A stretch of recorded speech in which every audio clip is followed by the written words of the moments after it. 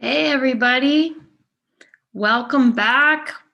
Welcome to It's Not Tarot. I'm so glad you're here. Such an honor to share this time with you.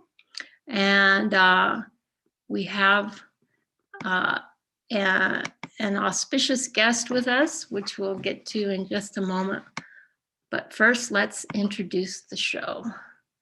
So I'll get my little script up on the screen.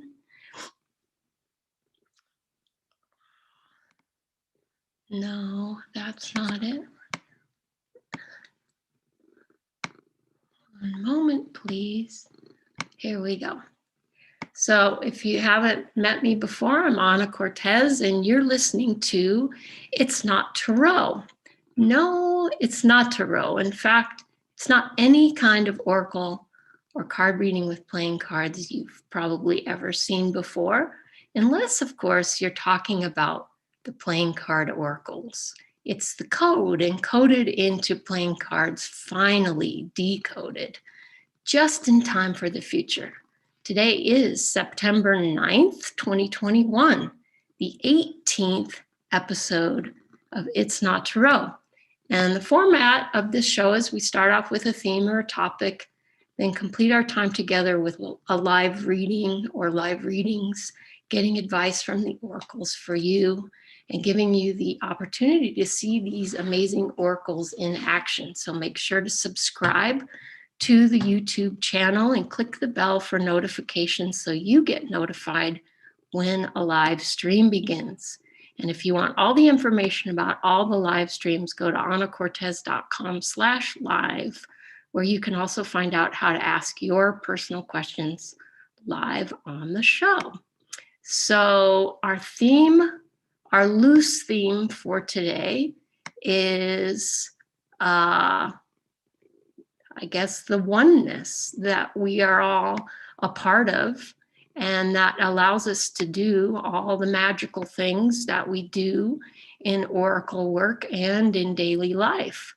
And we have our very special guest here, Marcelo, who happens to be here in Santa Fe. So it's a perfect time to connect together and discuss things of planetary importance.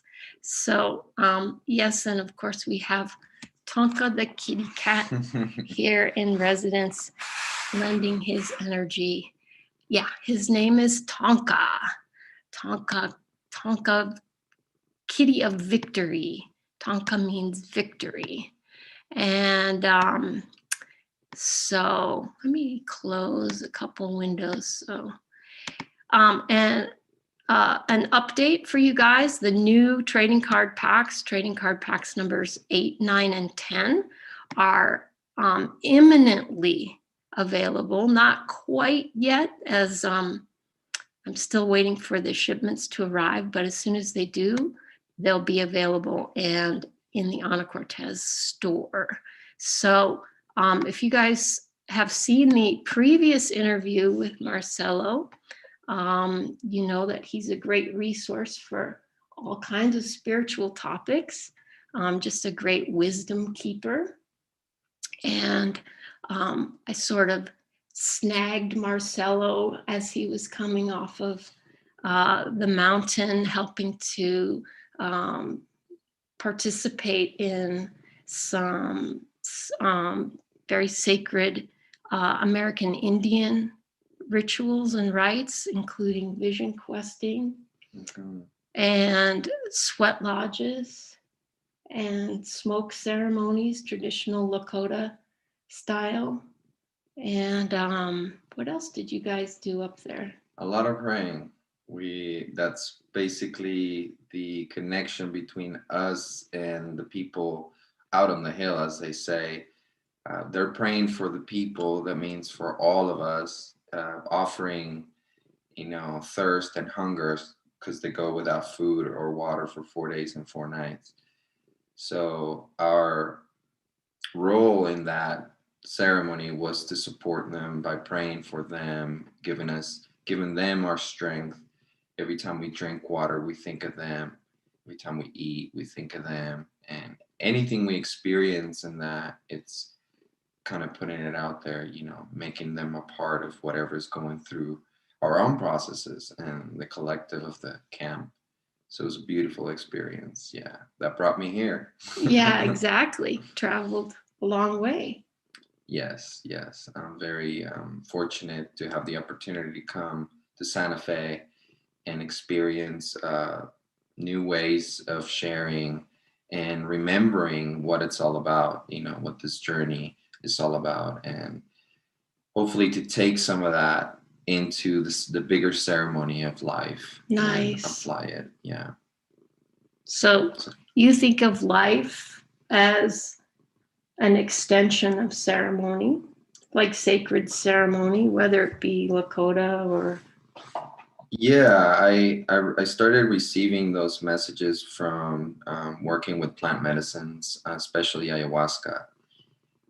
Everything, in a powerful movement felt very sacred. Every movement, every thought, every realization, even going to the bathroom, felt sacred. That whole process of the body of letting go, releasing what it no longer needs, felt very sacred. So little by little, that started spilling over to my life, and I think that's what they call the process of integration, so that it doesn't just stay a beautiful or magical experience throughout the night, but you can actually apply some of those things into your day-to-day life. And that's when I think things start opening up. Like you start seeing the magical in everyday life. You start like paying attention and being reverent to those things that we a lot of times take for granted. Wow. Speechless. Beautiful. It's like a big yes, right? Like how what else? I mean, that's beautiful. So how do you find it challenging? For me, when I have a sacred experience, it's very easy to fall back into the feeling that line of separation between, oh, I'm back in my ordinary life, instead of like, oh, I'm expecting something beautiful and sacred to happen within this certain space, right? Yeah. Like, how do we erase that line? Well, I think, there is no line, right? Like those lines are imaginary, just like the borders and stuff. I think what that brings up for me is contrast. I think contrast is necessary as a part of, duality. But instead of seeing it like, good or bad, right or wrong, I think it just gives us direction. If we're too far on one side, and something comes up, it's telling us, hey, maybe you need to steer the other way, Back towards center. Back towards center, and whatever your center is at that moment, and I think it's helpful to let go of, for example, for me, I have this vision of how things could be, how I could make things to be, and then realizing that I'm falling short on a lot of those things.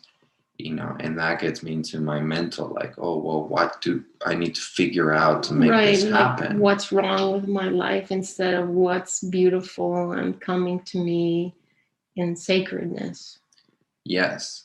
So I feel like the importance of these rituals, prayer, communing with medicine, is all a reminder, it gets us back, sometimes through having to go through some darkness or dense energy or, obstacles.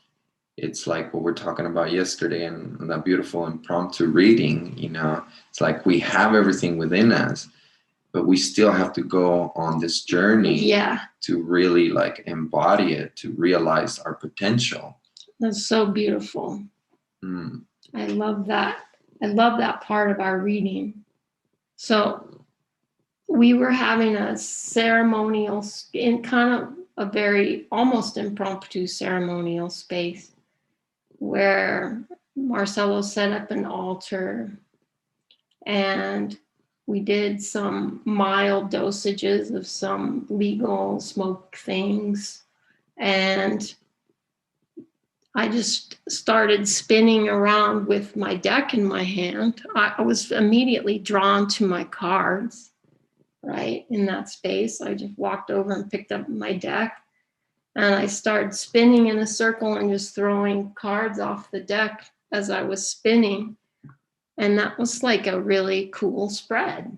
It was beautiful. So, only a few cards turned upright, you know, and a lot of the cards, the upright cards, actually had another upright card underneath them because they kind of flew off in chunks. So we got this layered reading of what's the dynamic beneath this card, what's the underlying dynamic, that's feeding this card above it. And it's interesting because all of the underneath cards around the whole circle turned out to be heart cards. We were marveling at that as we went through, and it felt like this heartbeat, or this drive that drives the cards of the other suits. It's the blood flowing through our veins, and this emotion, and this, whether it's conscious or unconscious. That's right. Yeah. Yeah, it was interesting to perceive the most apparent storyline, and that tells us kind of where we're at, right? Because that spread, that could be read in many different ways. There's many interpretations, I think, like focusing on one and following it up, and then realizing the underneath tones, which is, it's all about the heart, like you're saying, the emotions, like the drum beat, going, while the head is like interpreting the stories, decoding, the heartbeat is always constant, Yeah. And driving and influencing the thoughts and the motives. Yeah. And I think that's a good way to be able to switch storylines whenever we feel it's appropriate. I think, it feels like the step to take into the heart and drop all the storylines, or observe them, or listen, actually listen to see which storyline is calling you for what is in your heart. Your heart knows. Yeah. So I think that was a beautiful manifestation of that. So I suggest that process to somebody, whether it's meditation or listening to music. All those are medicines. Listening to music is a medicine in the context we're talking about it. Turning your phone off, putting it on the other side of the room, and connecting into something, whether it's looking through old photographs, connecting with maybe your parents that have passed, or something that makes you feel connected to who you are, and then using that space to maybe try this layout where you're spinning in a circle, right? So it's taking you out of linear time right off, rather than sitting at a table, focusing. And there's something about that movement of spinning in a circle and then throwing the cards, taking the whole deck and just tossing cards off as you spin until the deck is gone. And then you have this beautiful wheel with some upturned cards. And like you said, you can start anywhere on that wheel that you feel drawn to. It's interesting, we read it in the direction that we did. Well, there were wind cards blowing in that direction, and we just kind of followed it, the wind as it blew. And then there was another wind, and then another wind, and it felt like it was driving the energy around the wheel. Absolutely. I love it that we started with the east wind, the place of the rising sun. That's cool. Yeah. That is cool. It's like, every day is a new life that we get. So I feel like that's perfect place to start the story. And then towards the end, the storyteller card appeared. And, it's like just before the cycle starts all over again. Yeah. You have the story, weaving the story, the different threads, and how they all come together. And it's like telling the most beautiful story ever told in the moment as it's happening, and we're all a part of it, which leads us to oneness, right?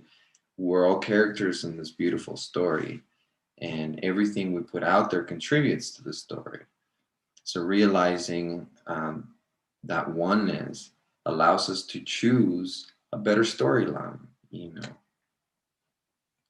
That's so wonderful. I love that. So it's almost like you could kind of choose on the wheel, like what part you want to play, what part you want to focus on. Yeah. Right. And how you want to manifest that. I mean, we were looking at, for example, the Jack of Hearts, who's holding a knife behind his back.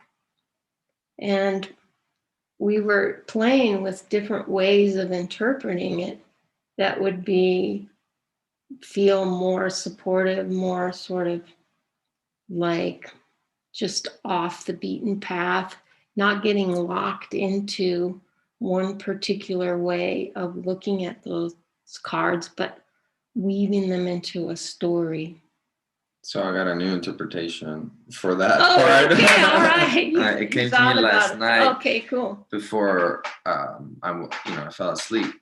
So like it's the Jack of Hearts. The next card was the Sword of Destruction, right? Yes.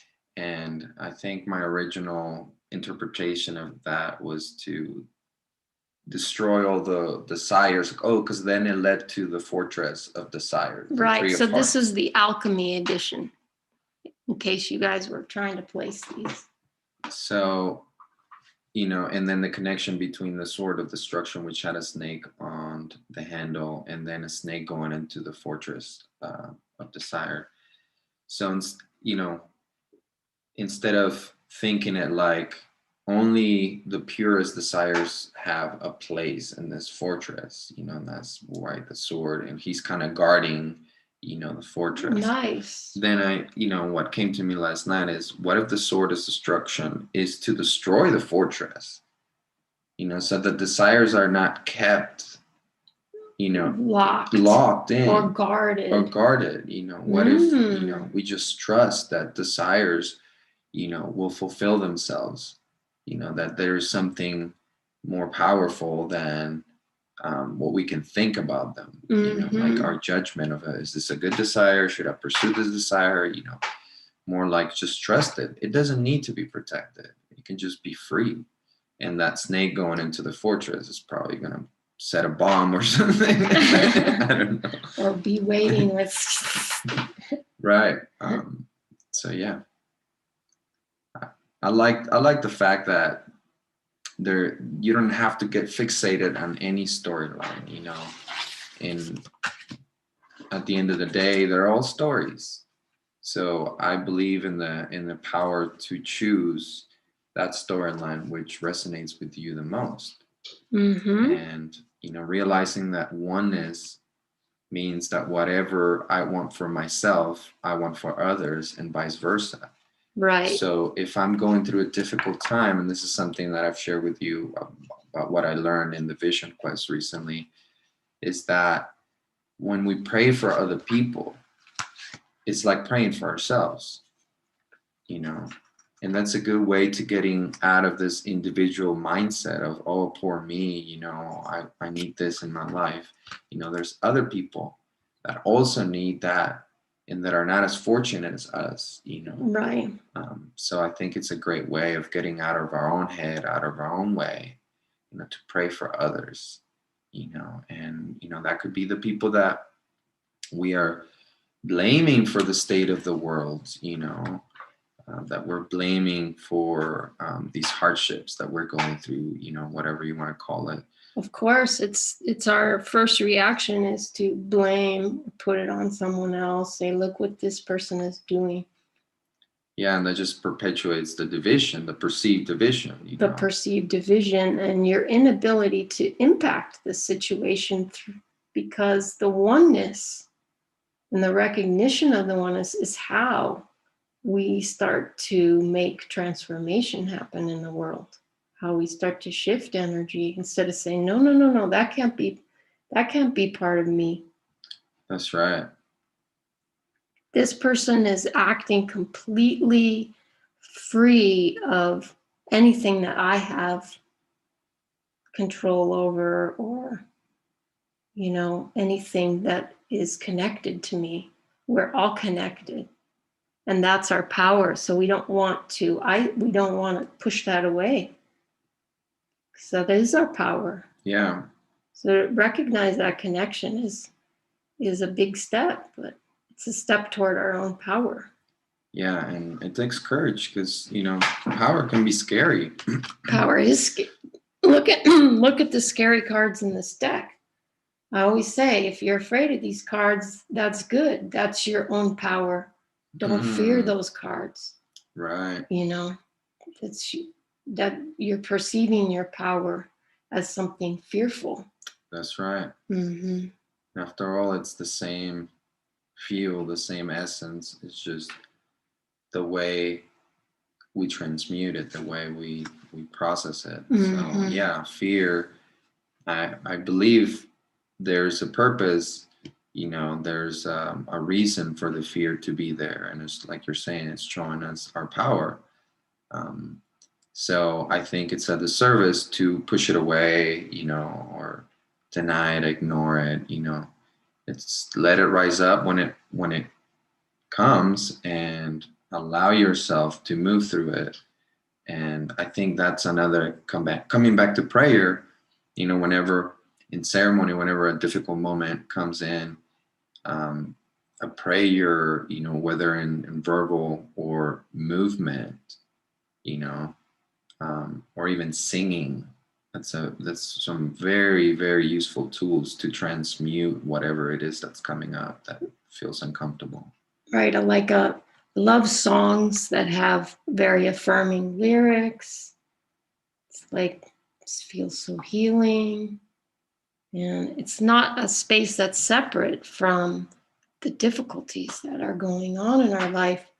They need to connect to those difficulties. We need to bring our sorrows, our worries to those special tools of transformation and allow them to touch us.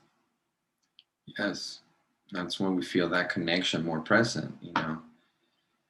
Could be like doing a sand salutation, or just raising your arms up to the sky, and connecting with your breath, and then getting down on your knees and kissing the ground, like really becoming perceptive of the sounds, the emotions, what your skin is perceiving, all of those things. Like, it's like we're unfolding our capacity, and it happens through going through difficult times. Like, yeah. It's like we wouldn't be kissing the ground.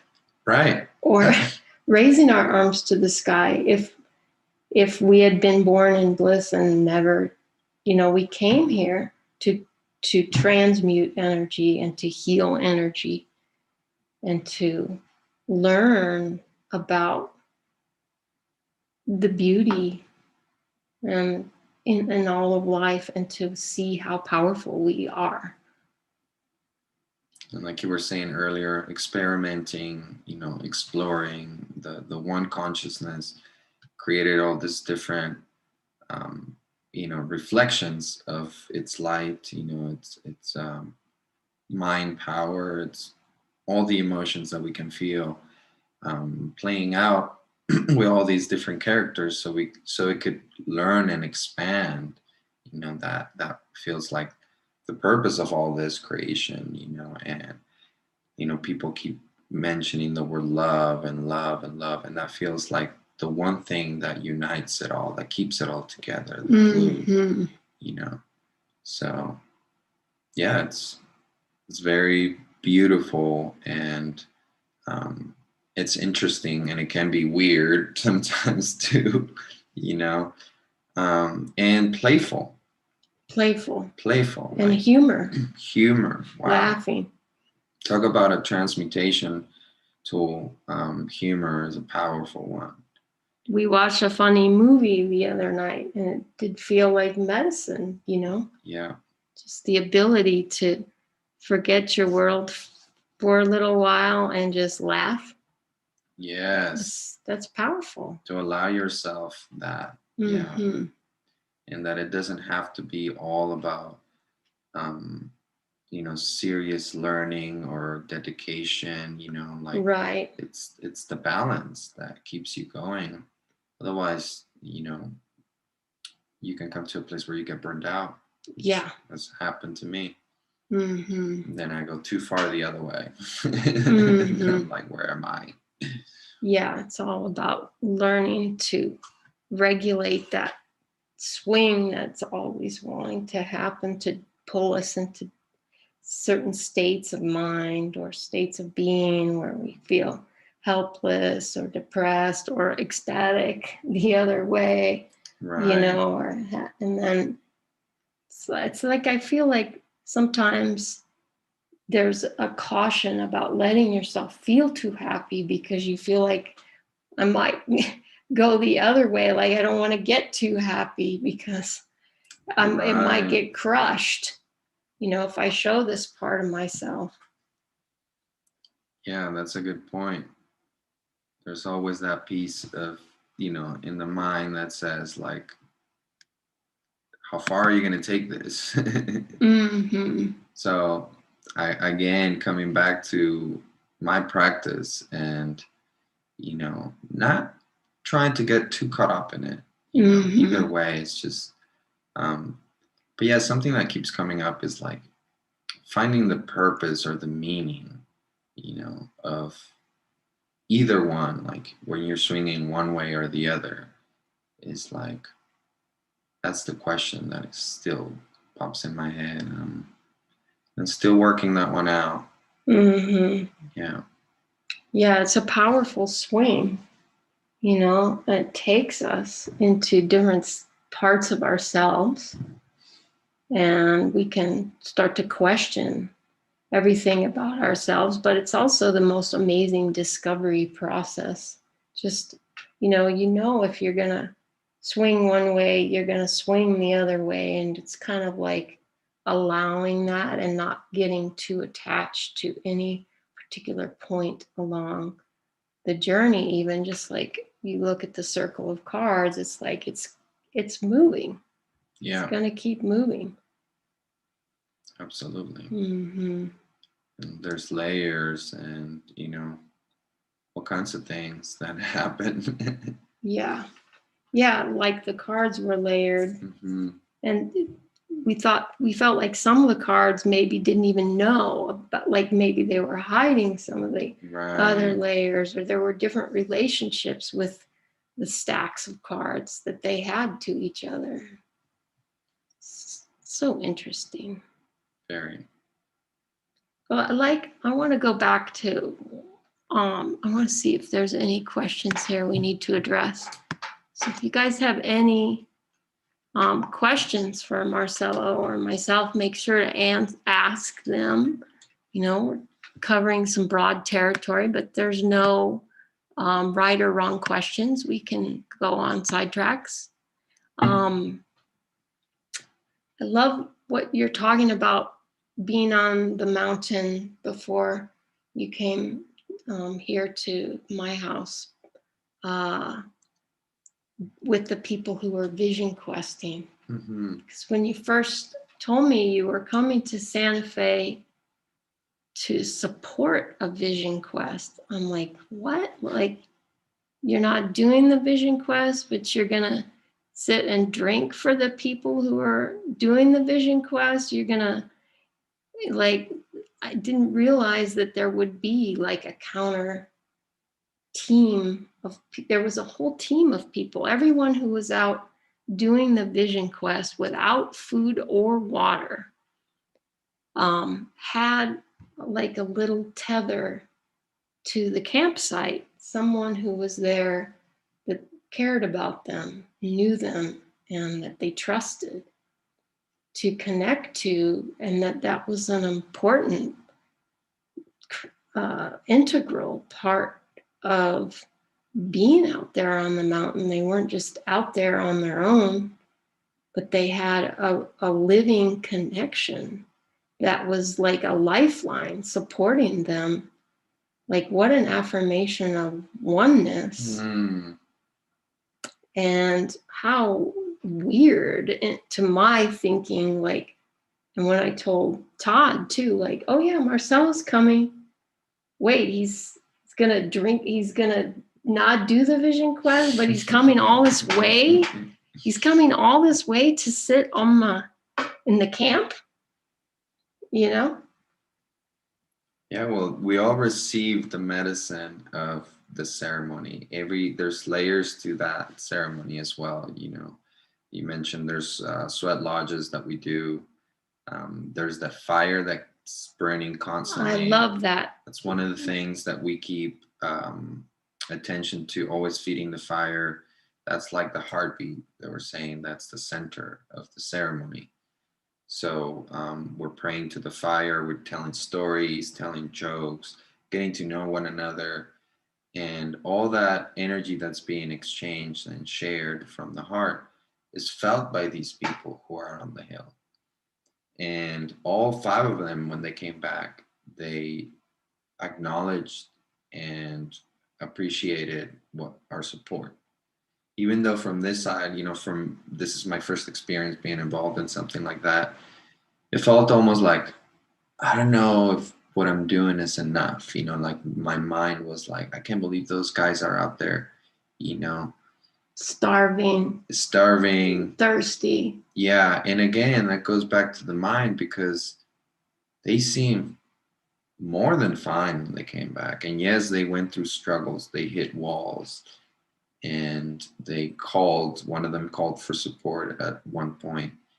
And as soon as the lead guide came out to see this person, she was fine. She just needed to feel that connection again to why she was doing it, that to the prayer, and to know that she was all right. And it was beautiful to witness, because there was one night that we had that thunderstorm that was so intense. It was a lot of rain that week. Yeah. So I'm thinking, I was under a shed, there's a fire a few feet away from me, and I'm cold. Yeah. And I'm thinking, that was the one time that I got a little concerned for, their well-being, or their comfort at least. And so that's when our prayer had to rise up to meet what was going on. So we were praying for them to be dry. We're praying for them to be well. We're praying for them to appreciate the beauty of the lightning, which was really intense and beautiful. And yeah, for them, it was like they call the thunder beings in Lakota, they're called wakia. And so they prayed to the wakia, and they felt them right there. Like that show was for them. That, exhibition of power and beauty was for them. And I think that it made their ceremony more special because of it. Mm-hmm. So I went up there a couple of times for a short time to just experience what was going on up there. And as you were talking, I was remembering my time in the sweat lodge. It was a very short sweat lodge that night. Yeah. But it was a lot. Like, it was a very small structure. There was a lot of people in there. It was so hot, like so hot, and very closed. Like, when that door closed, it was like, oh yeah, and it was pitch dark, and these rocks were so hot. And if you stop to think and use your mind, like your usual mind, like, oh my God, I'm so hot.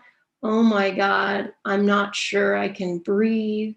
oh my God, all this stuff. And I found if I started to pay attention to my mind at any point, I was done. Yeah. I wouldn't have made it. I was wet like I was in a shower, you know? And it's like I can't go in my mind at all. I have to focus on the songs that we were continually either singing songs or saying prayer. And that's like the focus that it has to be. And then my body took care of itself. That's right. The songs, the prayer, and then understanding what we're doing there, what is happening at a deeper level. The more you do it, the more you feel into that. But I love this picture that Wolf, our leader, who was guiding the ceremony, told us. These rocks are heated with sacred fire. And the rocks are called grandfathers, or in Mexico and Sweat Lodge they call them grandmothers. So anyway, our ancestors, right? And when they come in, we bless them, and sometimes we sing to them. And then when we also introduce the water, the sacred water, which is also blessed and prayed for. Then when we add the water to the rocks, the steam comes out, and they call that the breath of the grandfathers, and how they're willingly giving us their life force, so that we can live. So when that hit home for me, it was like, that's how everything moves in life. We're always giving our life force. Everything gives its life force to something else so they could live. Mm-hmm. And that what keeps the wheels turning. So I think the focus is to understand and be conscious of how we're offering our life force. What are our intentions? And what are we offering our life force to? Correct. To become more conscious of what our choices are. Every time we give an emotion to something, every time we think about something. Yeah. Right? We're offering our life force, our precious, measured life force. It's not infinite, this body, this life has a certain amount. And so we make these choices. That's a great point. And it reminded me of the story of the wolves, the good wolf, the bad wolf, and which one wins is the one you feed the most. Right? So like once you have that awareness that you're doing that, and then you have a choice, and you choose the wolf that will carry you. So that's the connection of oneness. Yes, that is. That's right. So let's see. People say, I love thunder and storms, a beautiful reminder of the power of the universe. Oh, here's a question. Marcelo, could you elaborate more on the purpose of the dry fast? What is the desired outcome from a vision quest? Is the intention for the individual to find guidance and clarity around self? Those are great questions. Great questions. Thank you. So as I understand it, you go out there to pray for the people. So it's mostly an act of sacrifice and offering of yourself. As a supporter. No, when you're out on the hill. When you are the vision quester. Yeah, when you are the quester, you go out there with the intention of offering your thirst and your hunger to pray for the people. Oh, got you. That is the main theme. However, in that process, you realize that in the giving, you receive a lot. Because we are one. Because we are one, exactly. And because when you get past your, self-made walls or, constructs, you reach this place where you see that connection. You feel more of that connection. So it's funny, it goes both ways, but just putting it out there as an offering for other people fills us up. Mm-hmm. And they do receive visions, and messages, and have realizations that they can later use in their life. Right. However, that's not the main intention for the vision quest. And I would think you would also build a tremendous trust in just how resilient the human being is, how strong you are, even physically, you know. And when your spirit is strong, your body feeds off that, right? Like to go 4 days without water, Yeah, that's crazy. it sounds crazy, I know. I'm still like, wow, that is something that I don't know if I'm ready for.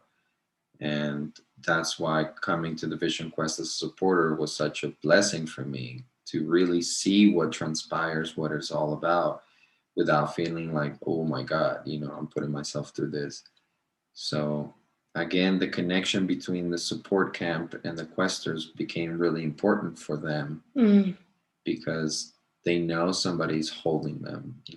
They know that it's not just them out there by themselves doing this like sacrifice. Right. It's a chain. Mm-hmm. And I guess that ties into the oneness. Mm-hmm. If we are consciously aware of this connection between all of us, our circles, Yes. our families, Yes. our community, yes, then we could do a lot more than we think. that's right. We could do great change. We could do great improvements. Amen. And I think that's one of the things that I'm taking with me. Nice. People are making comments. So this person says, so in the sacrifice of offering of yourself, you are enriched. Yes. Mm-hmm. The body can do it. Our limitations are all in the mind. Mm-hmm. Correct. That's the feeling that I got, from that experience. Mm-hmm.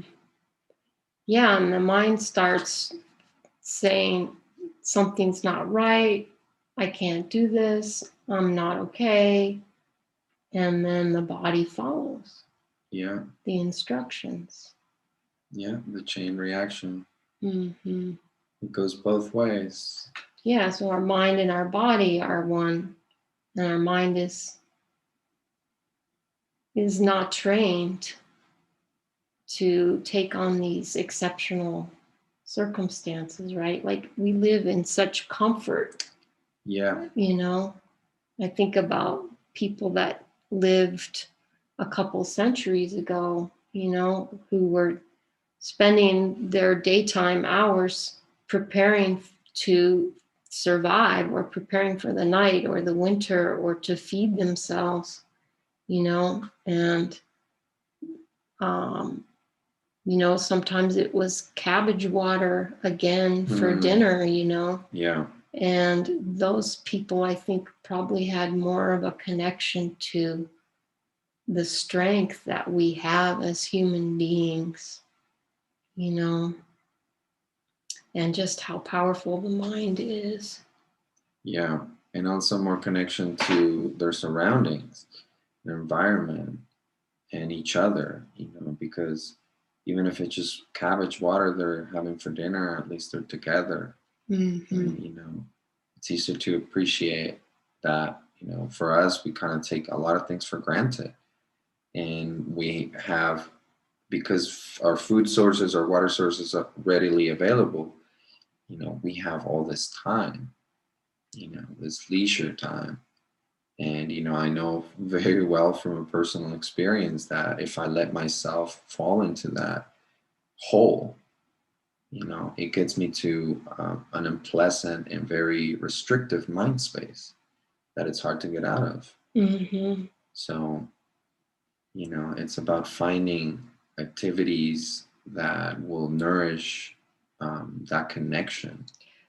The elements, you guys, right? We've talked about this when we were reading the Oracle Alchemy and talking about personal healing in the other a different episode of It's Not True, just noticing how the healing story of my own eating disorder is very much connected to returning to my connection to the four elements in different, each their own way.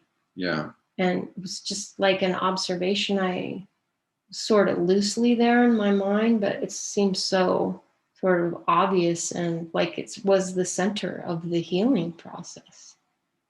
Yeah, there's a song that, talks about water being our blood, earth our bodies, Heart suit, spade suit, wind our breath, club suit, and fire our spirit.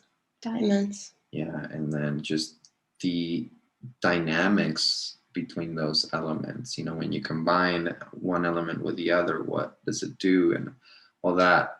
I mean, there's so many things that go back to those elements. And I think feeling a connection, developing a connection with each one, when we drink water, like just think happy thoughts, like loving this water, or like either singing to it or praying to it. Or just being grateful for it. Or like just being I'm so grateful. happy I have clean water at my fingertips. Yeah. We've seen with the studies of I think it's Japanese scientists that did the things with, Dr. Emoto. Yeah, I mean, that's amazing. That's like a physical representation of what happens, how we're all connected. We're all, part of the same thing. So just saying beautiful words or loving words to water or food, changes the manifestation, what they can do. It's like a flower blooming, opening up to the sun. So, and that's what we're studying in card work.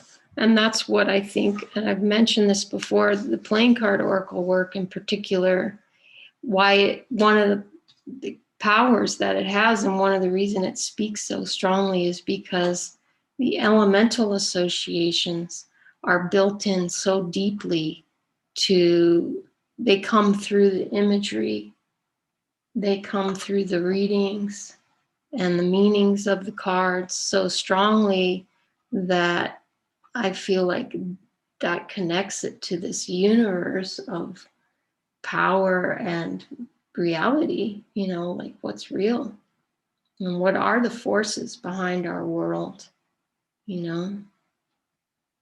And I think the more disconnected we become from the elements, the more we suffer. I think there's a direct correlation there. It's like, I think sometimes in modern society, there's so little like attention to that, if any, that we keep that connection to the elements just enough so that we can survive.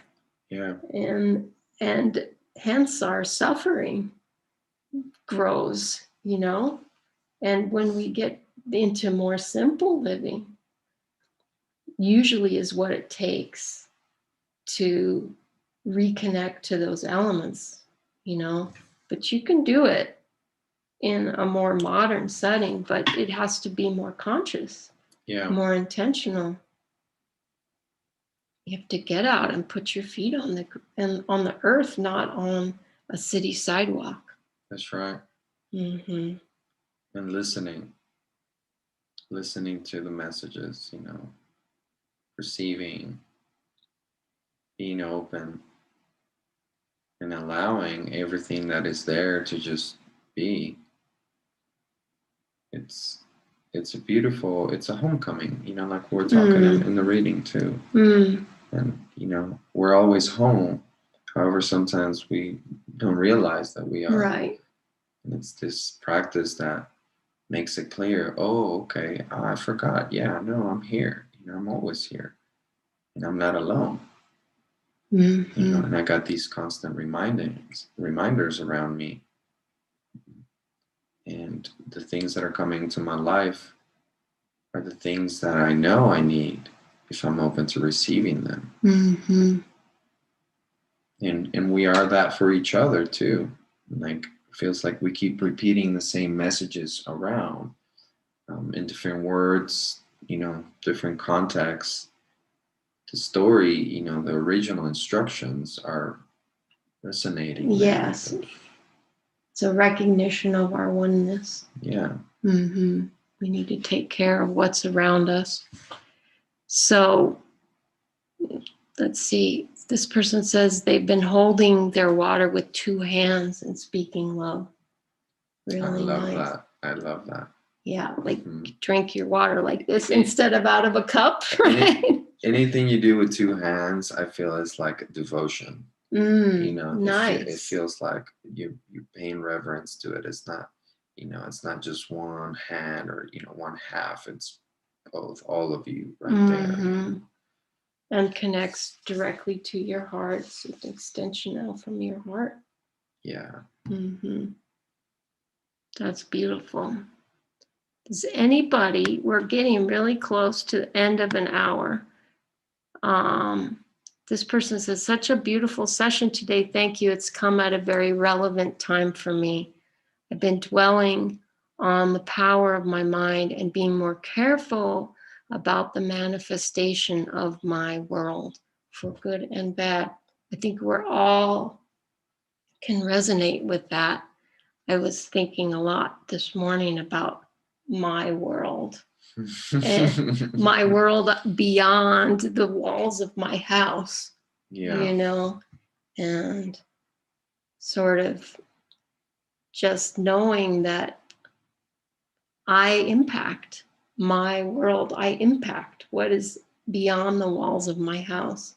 I have a great impact on what is beyond the walls of my house, those things I can't see, but that make their way into my awareness through the news or what other people are experiencing or whatever. And it's a profound question, like, how do I impact that? And how do I make my impact? How do I make use of that connection in a way that, supports a loving universe and a loving experience for this people on this planet and the animals and the nature of this planet? Like, how do I do that? Do I need to do anything? Like, what is that? Like, That's a good question. I think it took me back to the ceremony, to the vision quest. Like, anytime we drink water, anytime we eat, what are we feeling? What are we putting into it? Like, are we like conscious that it affects everything? And like, does it if we don't hold the thought? Right. Or do we need to put that intention? I think it does, but maybe it's amplified with intention. Like, wow, this is like I'm using these two hands to drink water. I'm drinking this water for everyone. May everyone feel this refreshment, this nourishment in this simple action, no matter what their circumstances are. Everyone has to stop and drink water.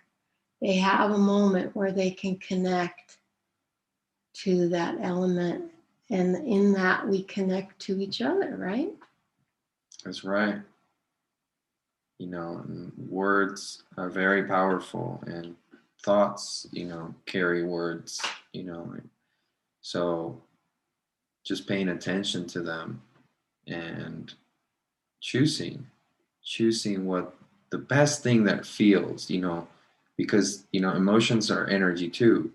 So I feel like thoughts trigger emotions. So when we get aligned to the oneness, it has a lot more power. There's no interference. We might be thinking like, oh, because I heard this, I'm going to do this. But if it doesn't feel right or, something, then it's not as powerful. So I think in the doing, we realize, okay, this is what feels best for me. This is how I like to pray. This is how I feel most connected to what I'm doing. And that's why I appreciate having structure and rituals.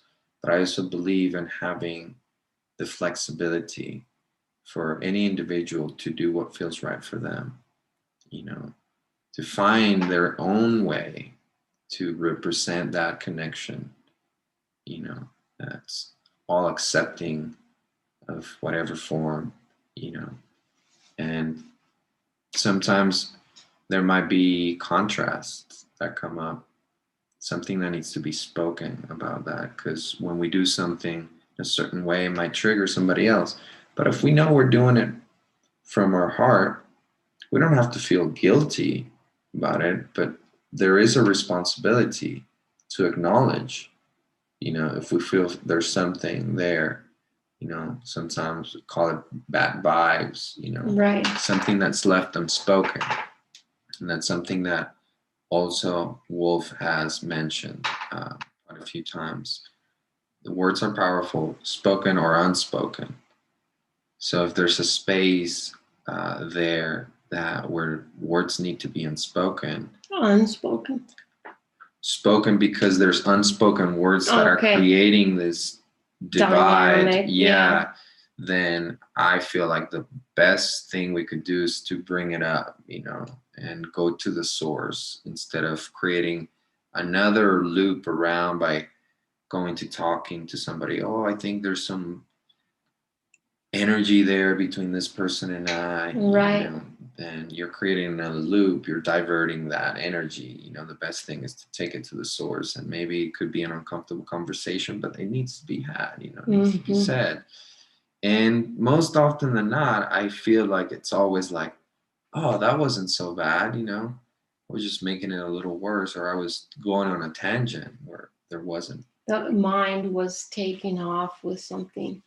Yeah, but it feels so great to address it, you know, to feel good that we didn't like brush it under the rug, you know. Right. I think having your actions stay true to what you feel connected to and what resonates for you, so that your actions can also resonate, you know? Yeah. If the action is disconnected from your own feeling about something, then the action is going to be kind of hollow. Mm-hmm. And it's not going to have that sort of resonance or impact. I don't think it's going to work at all. You know, Yeah.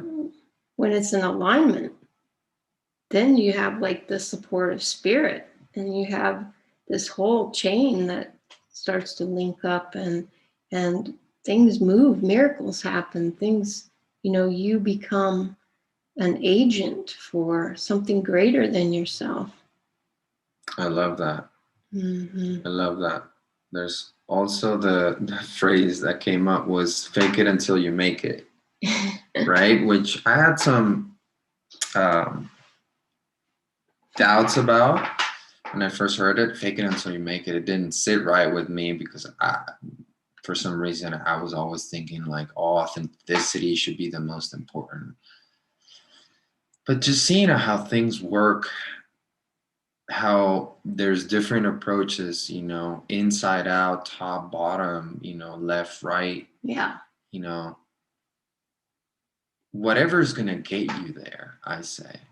Like, show up, even if you have doubts, even if it, you know, your mind's like, I don't know about this, but like, you know, you might feel like at the beginning of starting a practice or a ritual, or, you know, you have to adopt certain words, certain phrases that other people are saying, but you're not really connected to them. Right. And maybe you're repeating them.